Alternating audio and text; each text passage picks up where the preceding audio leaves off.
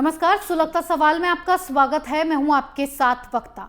आज सवाल ईडी के जाल में फंसे फारूक अब्दुल्ला पर उठाएंगे, जिससे जम्मू कश्मीर की जिहादी गैंग चल उठेगी।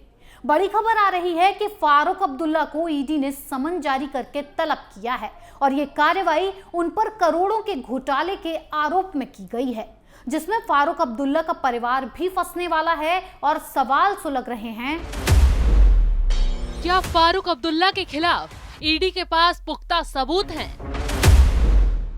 क्या ईडी के एक्शन से अब्दुल्ला परिवार की मुसीबत बढ़ेगी? क्या फारूक अब्दुल्ला भी जेल जाएंगे? क्या फारूक अब्दुल्ला की संपत्ति पर चलेगा बुलडोजर? क्या उमर अब्दुल्ला के सियासी करियर पर लगेगा ब्रेक?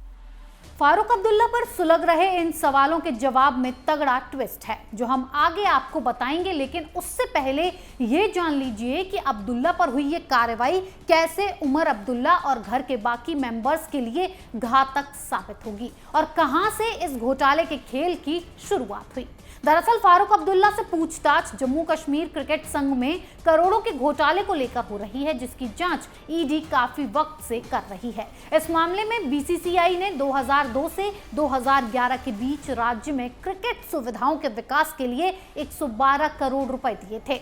अब्दुल्ला पर आरोप है कि इन पैसों में से 43 करोड़ 69 लाख रुपए का घोटाला कर लिया गया था। जिस वक्त ये घोटाला हुआ उस वक्त फारूक अब्दुल्ला क्रिकेट संघ के अध्यक्ष थे और उनके रहते क्रिकेट संघ के पैसों में ये गबन हुआ।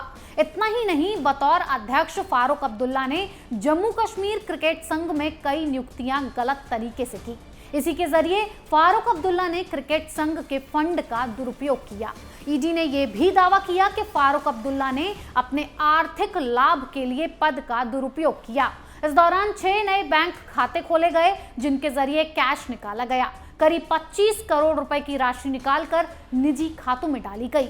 इस मामले में ईडी को फारूक अब्दुल्ला के खिलाफ बड़े बड़े सबूत हाथ लग चुके हैं और अब ईडी इन्हीं सबूतों के आधार पर फारूक अब्दुल्ला को सामने बैठाएगी, सख्ती से पूछताछ करेगी और सारा फर्जीवाड़े का राज उगलवाएगी, जिसकी जांच की आंच बेटे उमर अब्दुल्ला तक भी पहुंचना लाजमी है।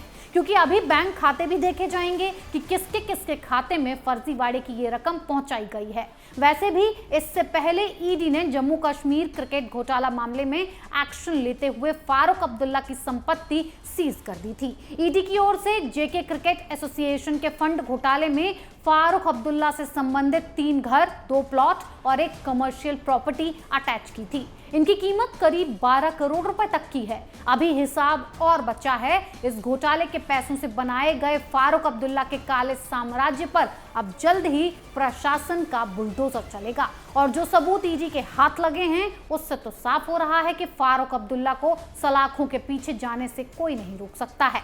फारूक अब्दुल्ला उम्र के एक ऐसे पड़ाव पर हैं जिनका जेल जाना भी घातक होगा। लेकिन घोटाला भी कोई छोटा मोटा नहीं है, सिस्टम में तगड़ा घुन लगाने का है।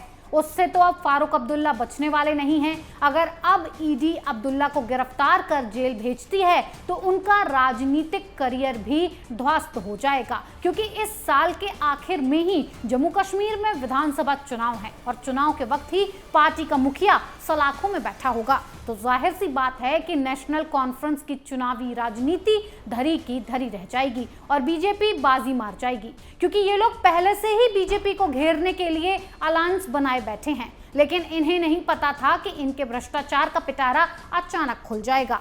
अब ईडी ने जैसे ही फारूक अब्दुल्ला पर शिकंजा कसा, सारी की सारी जिहादी गैंग बिल में घुस गई। एक खास बात यह भी है कि जब इस मामले की जांच जम्मू कश्मीर पुलिस के पास थी तो फारूक अब्दुल्ला को लग रहा था कि वो आसानी से बचकर निकल जाएंगे, लेकिन मामला काफी संगीन था तो अदालत ने इसे सीबीआई के हवाले सौंप दिया। बाद में इस पूरे केस में ईडी की एंट्री हुई थी, क्योंकि मामला मनी लॉन्ड्रिंग से जुड़ गया था और धीरे धीरे ईडी को सबूत मिले और शिकंजा कसता चला गया। कई बार फारूक अब्दुल्ला से पूछताछ भी हुई और अब जाकर ईडी ने दोबारा समन जारी किया है। फारूक अब्दुल्ला के साथ साथ बेटे उमर अब्दुल्ला भी नपने वाले हैं, क्योंकि उन पर भी जालसाजी का केस चल रहा है। जम्मू कश्मीर बैंक घोटाला मामले में ईडी और सीबीआई उन्हें भी रडार पर लिए हुए है। उमर अब्दुल्ला पर आरोप है कि गलत तरीके से उन्होंने बैंक के फंड का दुरुपयोग किया था। बाप बेटे दोनों ही ईडी और सीबीआई के चंगुल में फंसे हुए हैं।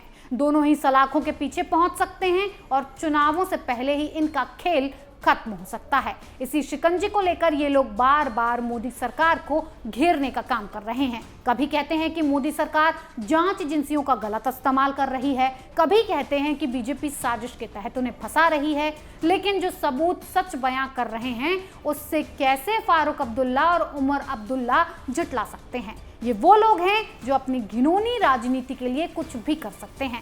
ऐसा ही इन्होंने कश्मीरी पंडितों के काले सच के साथ किया, जब द कश्मीर फाइल्स के जरिए दुनिया के सामने कश्मीरी पंडितों के दर्द को दिखाया गया। तब इन्होंने इस सच को भी झूठा बता दिया। पूरी की पूरी gang the Kashmir files release होने पर बौखला उठी।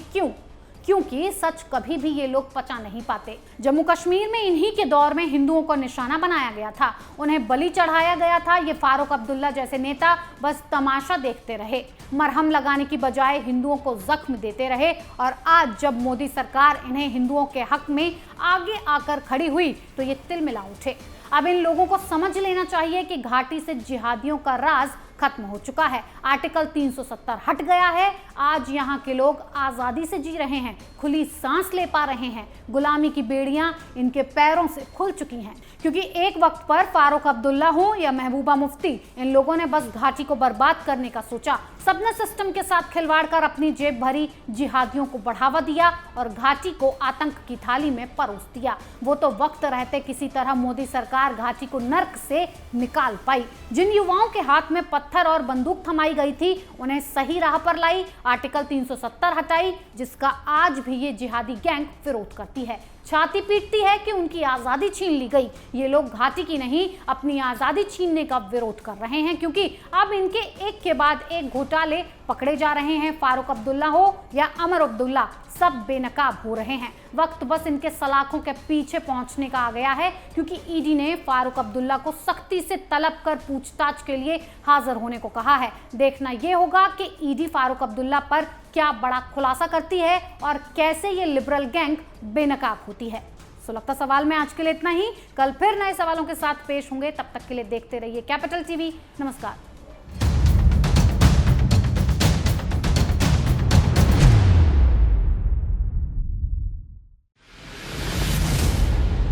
मैं राजनीति करता नहीं, पर राजनीति को बहुत गहरे तक समझता हूं। मैं लोगों के बीच रहता हूं, लोगों के मन को अच्छे से जानता हूं।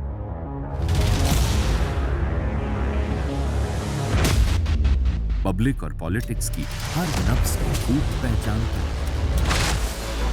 संघर्ष की सियासत से सत्ता के सिंहासन तक मैं हर खबर से खरा सच निकालता हूं।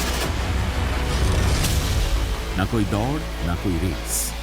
Capital TV, Uttar Pradesh.